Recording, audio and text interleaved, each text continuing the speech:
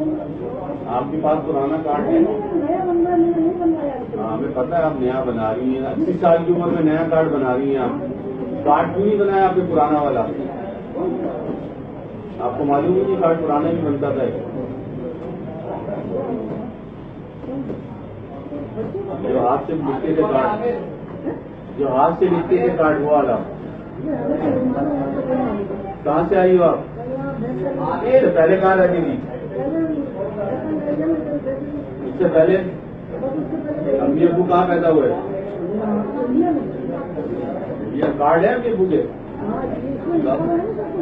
Card दिखाओ, जो चीजें बोलो चीजें दिखाओ। आप कार्ड दिखाओ उनके मुझे। आप लिखा बनी छोड़ो उसको।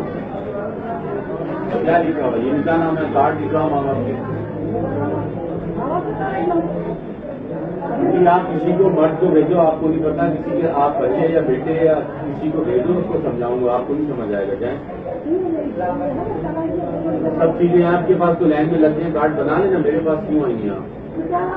किसी बेटे को या किसी को बुलाओ, मर्द को समझाऊंगा। ये लोग हाँ जाओ।